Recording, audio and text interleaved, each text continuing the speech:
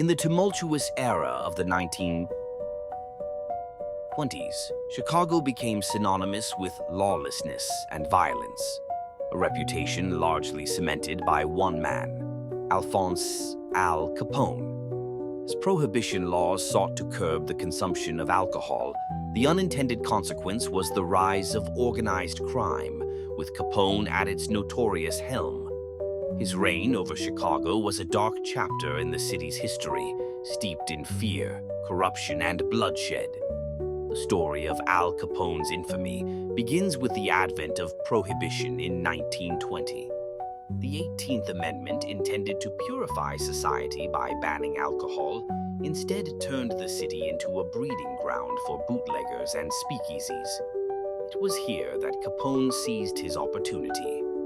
Born in Brooklyn to Italian immigrant parents, Capone moved to Chicago in 1920, where he quickly ascended the ranks of the criminal underworld under the tutelage of Johnny Torrio.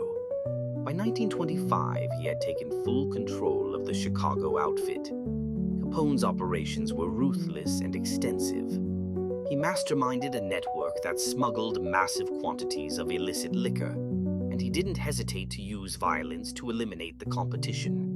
The most infamous example was the St. Valentine's Day Massacre in 1929, an event that shocked the nation. 7 members of a rival gang were gunned down in broad daylight, allegedly on Capone's orders, solidifying his reputation as a fearsome mobster who ruled through terror. But Capone's empire extended beyond mere bootlegging. He had infiltrated various sectors of Chicago, maintaining control through bribery and intimidation. From city officials to law enforcement, Capone used his financial might to secure allegiances, ensuring that his operations continued unabated.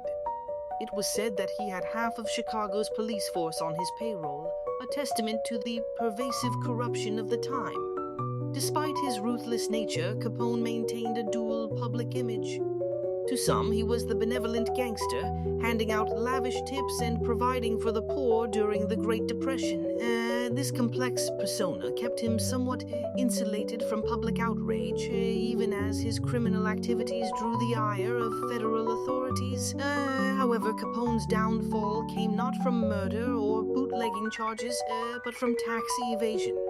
In 1931, after meticulous efforts by federal investigators, he was convicted and sentenced to 11 years in prison.